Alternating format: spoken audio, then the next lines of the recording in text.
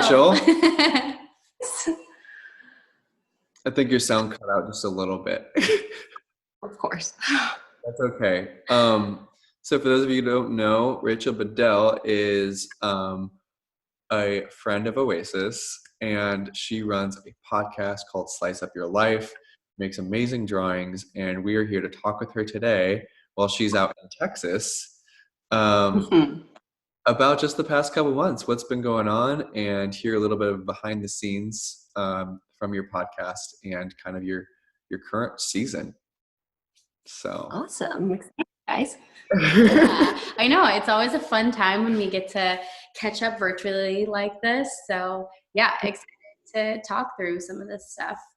I guess one of the first things we wanted to kind of talk to you about is just how you've been connecting with people during this time. I have absolutely loved listening to your podcast episodes, and I feel like you have just been like rolling them out like one after the other in quarantine. So just wanted to talk to you about that. Yeah. So I actually started it I guess it was I just saw my Instagram things. It was a year ago this weekend that I started the podcast. But it was super spotty and just with busyness. And so I thought during quarantine, it was the perfect time to try to connect with more people. And obviously too, having been with Oasis for about a year now, there's a lot more people that I want to talk to and hear their stories. So essentially, yeah, I've just reached out to a couple people from Oasis. I had y'all on and talked about just dating. I found out you guys were the first official Oasis couple, which was cool. So it's been cool to connect with just people from Oasis that dive a little bit deeper, hear people's stories. For me, I know when I first came to faith, a lot of people, it really came out of left field for a lot of people. So they wanted to hear my story, and then I just wanted to hear everyone else's. So it's been really cool to just hear not only how people came to their faith, but also found Oasis, because I think it's a bunch of different avenues. And obviously everyone in Oasis has their own little story, whether it's creativity or their job or whatever they're doing. So that's been really fun to just catch up as well. Yeah, absolutely.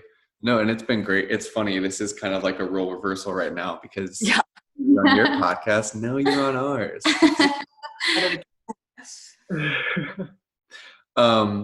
Yeah, no, I've loved it. And I think it's just such a cool avenue to be able to hear other people's stories. And I think it's so cool that it stemmed from your own story. When you say that it came out of left fields, what does that even mean? So, I grew up in going to church. We were Lutheran, and then once sports started, we became, I say Creasters. We went Christmas and Easter, and that's pretty much it. And then I throughout high school and college, I had a couple of friends who were believers, but I was always kind of that's not my thing.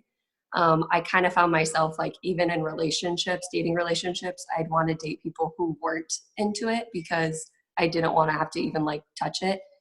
And then I just went through some seasons of just really trying to fill myself up with relationships, to be honest, partner romantic relationships, and completely hit what I say is my rock bottom for my 26 years of life, and was unfaithful and was really just searching for things. And then I met, it was actually through another relationship, but they are a youth pastor. And so just started answering questions that I had, and gave me a podcast and gave me a book. And so I just asking more and more. And then he actually stepped away. He was I need you to be able to figure this out on your own, which I think was a huge, at the time I was this sucks, but in the grand scheme of things, it was the best thing that could have happened. I was able, it kind of catapulted me into my faith, and to be able to figure out my relationship with God without any relationship with a guy to get in the way. And so I just started going to church. Actually, the first time I went in Iowa City, it was Baptism Sunday. And my friend picked me up. She was by the way, it's Baptism Sunday. And so I got to hear all these people's stories, which was amazing. And then just really dove in. And I just remember being at service one day and listening to Reckless Love and just bawling. Everyone kept saying when you know, and literally, or how do I believe? And they're you'll know. And it just was clicked in that moment. And I'm a person that is full throttle of whatever I do. Like, and so, like social media, all that stuff, like that's a lot of what I talk about and post about. And so for a lot of people, it was kind of like, where is this coming from? What's going on? Everything has kind of shifted for you.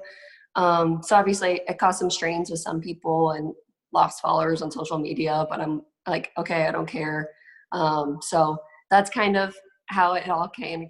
And then I moved to Chicago and found Oasis, and it's just been awesome. It's kind of just, again, catapulted it to be a part of, we've talked about it a million times, like this family and community that we have is just so cool. So yeah, that's kind of how it came out of nowhere.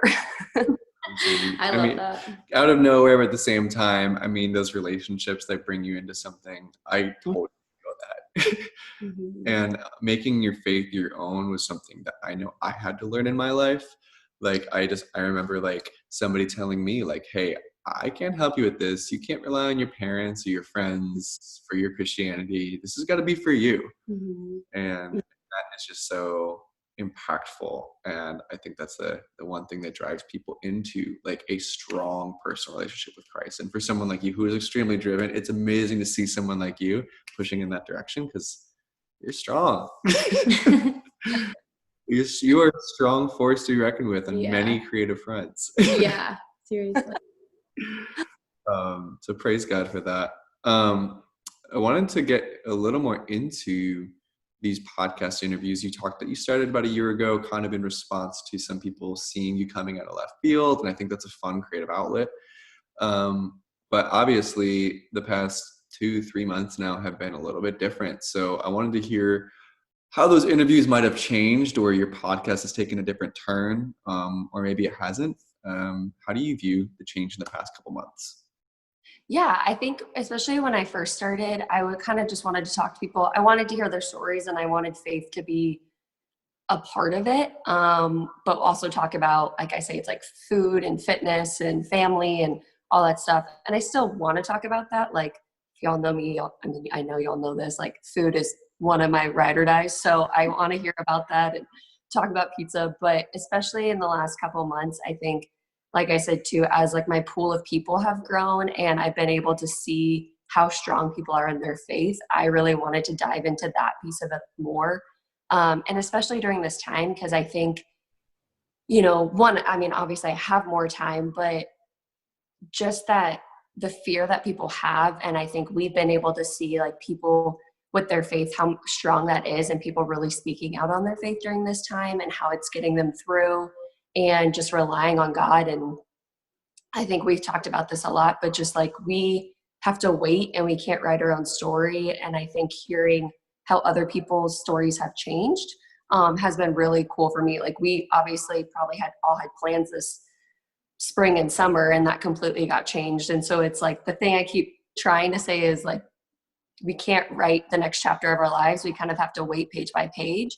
And I think it's been cool to just hear how a lot of people, like you guys, like, I mean, prime example, you came to Oasis, you both didn't want to date and you weren't planning on getting a relationship, and now you're engaged. So I think those things, like just really diving into just seeing how people are expecting one thing and just how God has changed so many things in their life. And obviously during this time, everything, and no one expected this. And so it's been really cool. Like, I talked to Joey recently, who's a nurse at Northwestern Hospital, and just talking how the pandemic has kind of changed and how he's had to, change his perspective on a couple things. And it's just been really cool to get in closer with people and, hear what unexpected things are happening in their life. Yeah. No, that's amazing. Joey was on your podcast. Yeah. I just did it this week. Okay. The newest one. I know. I was like, wait, see that one. Yeah, I think that that's so cool because it is so true. I think we've been seeing that even through doing like these interviews in times of like change, and especially like I think this is the biggest change a lot of us have, you know, had on a day-to-day basis that we're dealing with. It's really cool to see like what God's doing with that and what he is revealing to people and writing their stories. And you know, I think it has been just so much growth that we've heard from people, and it comes, I think, in waves. And I think people have had to deal with really hard things during this time too, but like from that I just can see like God working on such a huge level. So I think there's a lot of hope in that. Kind of speaking about that, what do you feel like God has been revealing to you during this time?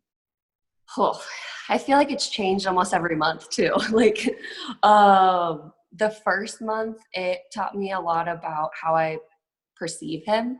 I'm spending the most time I've ever spent with my parents, and especially my father. And so it made me really look at how I perceive father and then bigger father. So that was something in the very beginning of just how my relationship with him. It was really making me question how much I confide in our father.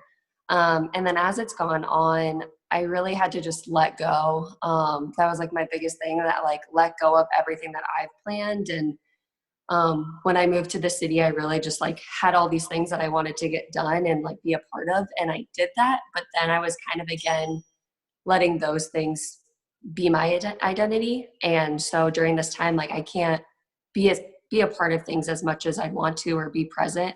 And so I've really just had to let go of everything that like I'm wanting to fill myself, and then turn away from distractions. Like that really has been the biggest thing. Like I'm a person that fills up my schedule 24/7, and I've just had to really shut that down. And during this time, like we have empty time, but it's also really easy to just turn on Netflix and let 8 hours of your day go by at the same time. So I think like for me, it's been like really just breaking everything down, and just letting go again of like the story that I've already written for myself. I think that's been the biggest thing. Like I really am a planning person, and I just like, okay, I can't, like kind of surrender, put my hands up, and just go forward and trusting in him. Mm-hmm. No, that totally makes sense. I actually want to like get even deeper with that and say like, so after you're saying like things have changed every month for you, you're learning a new thing. Let's go back to like the first month. Let's go back to the second month. And could you almost like summarize what you learned into advice that other people could take so they can kind of take the shortcuts of what you've learned? Yeah. So I think the first month, like I said, father was the biggest thing. And I think for me, it was just having to kind of check my heart of where a lot of things were coming from. So for me, like prime example is I will write out again. I think everything I've been saying is writing story, but like if someone says something to me, I'll perceive it a certain way and go like so far down with that. And so I had to stop thinking what people were saying versus just hearing what they were saying. And I think that with father, like one, I just had to like talk to him, like just be quite open, and then actually hear him rather than, you know, for me, it was a lot of taking one thing and being like, oh, this means this, like seeing a sign and being like, I want it to mean this, so I'm going to make it mean this, rather than just like breaking it down. A lot of that was asking questions and just trying to listen more. I talk a lot, so I had to just talk less and be in silence, I think would be like the shortcut for the first month, was actually listening. And then, yeah, I'd say the next month was just kind of as quarantine was going on and I got more used to just being in this routine. I started just, again, like trying to fill my time with other things. And that's even just filling it with like talking to people, trying to catch up, which is great. But at the same time, I would catch myself doing that more than talking to God a lot of the time. And I think because a lot of it is I was nervous to talk to him about what I wanted to talk about. And the more I've realized it's like, it's okay to ask questions. It's okay to just be like, why am I feeling this way? Why am I trying to fill with X, Y, and Z? And so again, that was my thing, was just to ask questions. I think the hardest part is sometimes we don't necessarily hear anything, or we don't think we hear anything. But I think a lot of the times that's him talking to us. It's like me not answering this right now is letting you know, like, you need to wait and you just need to be still and be okay with that. And again, it's not easy. Like, none of this stuff is quite easy, but it's just like trusting and waiting and not jumping ahead to answer the question that I'm asking. Right. And then recently too, I think it's just been like speaking out. I think it's something that we're seeing a lot on social media for multiple different things, but I think just like if I've had more and more people during this time ask about faith, I think maybe just during the stillness, people are starting to ask their own questions and not know. And so to just be, for me, it was kind of, I would hold back or not know if I should speak out on something or say something. And I've realized the more that I am doing that, I say that and I try to like catch myself. I'm trying to not like find approval, but more like affirmation that it's in the right direction. So if there's one person that says like, hey, this spoke to me, like that's God's economy working. Like even if it touches one person, but also to like having to check my heart and not doing it to get messages back or get the credit. So I think, yeah, just that is me just trying to be bold and be like, okay, here it is. If you like it, cool. If you don't, sorry. No, I mean, that's really good advice. And I think that's a really healthy way to view things. And understanding that like we put out this big thing and sometimes expect all this affirmation, but I really like that it's, you know, sometimes God does miraculous things and he does every single day just for the effect and benefit of one person. And that's how much he loves us. So sometimes he can use us in that, where so much energy is put forth into something just to affect that one. But that's because he cares individually for each of us in such grand ways. Yeah. Okay. So good. So I guess I want to talk about, I'm sure maybe the majority of people watching maybe not have seen, but you make beautiful illustrated notes for church. So I definitely want to talk about those and just kind of maybe even talk about like what has stayed the same and what has maybe changed from you as far as like experiencing church at home. Very grateful that the notes have stayed the same because we love those. But yeah, if you want to talk a little bit, I guess, just about like what your church experience has been like in this time where all of us are doing church from home. Yeah, I think it's definitely challenged me. I think overall, just like even in worship, like when we're at Oasis, it's really easy to like be in the moment and be in the mood while everyone around you is like that. And church at home, it's less showy, I guess would be a way to say it, but like it's less in the moment. You kind of have to like be way more intentional to be in the moment with it all, and that with worship and with the message. And I think there's a lot more distractions at home. There's a lot other things, you know, it's less of our routine. Like Sunday, you wake up, you go, and it just is how it works. Where now, sometimes there's things going on, and so I can't tune in right at 10:30. So I have to be intentional because I want to be. I think that's the thing too. I want to be intentional when I'm watching it. And so my mom and I watch it together, which has been really cool. That's been like a bonding moment for us that she wants to watch it, which is awesome. But for the notes, yeah, it's kind of funny too, because we don't have like Pastor JP is Pastor JP. And like, I love when we're at Oasis and he goes on like his tangents and he's like, I haven't gotten to my notes yet, because he like feeds off of all of us. So I do love that. And I think a lot of the times, like for me, obviously like his points are great and I want to make sure to get those down. But I think when he's just like talking, I think those a lot of the times are the things that like I connect with a lot more. And I'm a visual person. Like I have too much going in my head. So if I write it down, I can visualize it a little bit better in my head and remember it. And so that's just kind of how notes started for me. And then I'm a pretty like, I write too much. So I try to like condense things down into imagery. And so that's kind of where that type of stuff happened too. I think if I like write it down and I see the image, then that's kind of like a reminder in my head. So yeah, the notes have stayed the same. I think they will. It's the way that I can kind of dive down and like put the things that makes the most sense to me. And then it helps me remember, honestly, like when I'm going like, what were we talking about? Especially like in O groups, I like can see it in my head. Like I can see the phone or whatever it is. And then I can like what the message is. So it's been kind of cool, but yeah, it's a challenge, I think, a little bit from home.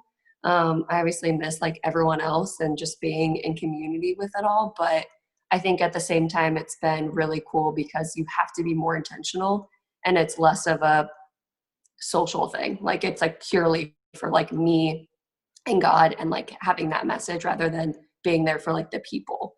So that's been cool at the same time. So good. Yeah, no, that's amazing. I think it's just such a cool way for people to even visualize like when they missed a Mhm. certain, because it's they're just so expressive, and I really like that about it. Yeah, so good.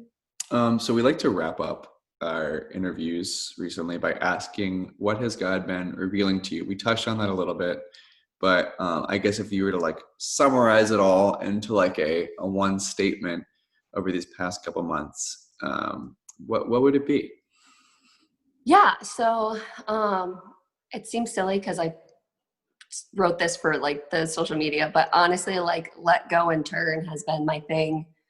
Just letting go of like everything that I've written, whether it's about myself or people's perception of me, even just like whether that's family or social media or anything, like let go of anything that I've written for myself and then like turning to God, like let go of everything I've done, but then also not turning to anything to fill that back up. Like not turning to social media or distractions or relationships, like just really turning to God, I think has been the thing.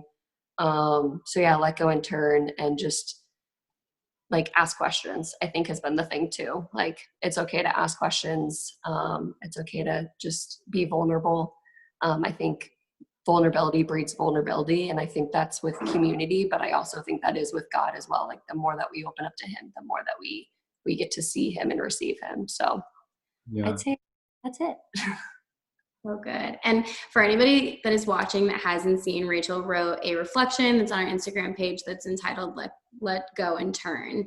And it's beautiful. So definitely read it. She expands on it a little bit more, but it is very beautiful. So we have more fun questions that we usually end with. Do you want to ask them? Sure. I mean, we've been asking what people have been listening to during quarantine, or more specifically, what have you been doing for fun during quarantine? So I listen to a lot of podcasts. Annie F. Downs is like my favorite. I'm obsessed with her. And she's had this smaller one where her and her friend just like talk for 30 minutes. And it's always just like fun and enlightenment, but they always have like 7 minutes of seriousness, which is kind of cool. And so that's been one of my favorites. But honestly, I've been cooking a lot more because I have family, so I'm not just cooking for myself. And going on walks. I'm at the lake house, and so it's like open and beautiful. And so I'm trying to get as much outdoor time as possible, and sun, trying to get really tan before I come back to Chicago. Well, you have the best sun there, so you're definitely doing The Texas UV. I think the last fun question that we have that I'm sure everyone's dying to know is, where is the first place that you are going to get a piece of pizza when this is over? Guys, so hard. I don't know. Such a big list. Well, I would say this one place in Iowa City called Marquee. It just is like my favorite place. But for Chicago, gosh, this is hard. Oh, Roebuck. I want to try it.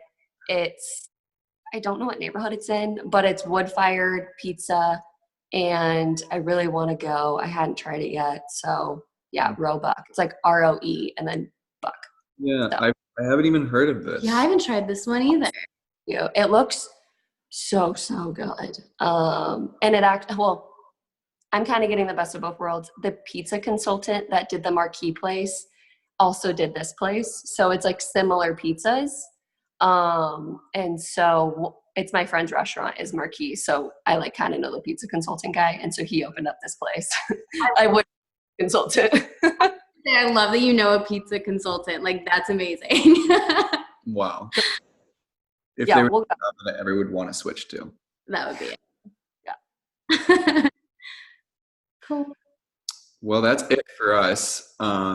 Thank you so much for joining us. Thank you for being vulnerable and just sharing some words of wisdom, things that you've learned, and we hope to see you soon. Yeah. See y'all so soon. I know. Miss you guys, and thank you. This was awesome. No problem. Bye-bye. Bye, guys.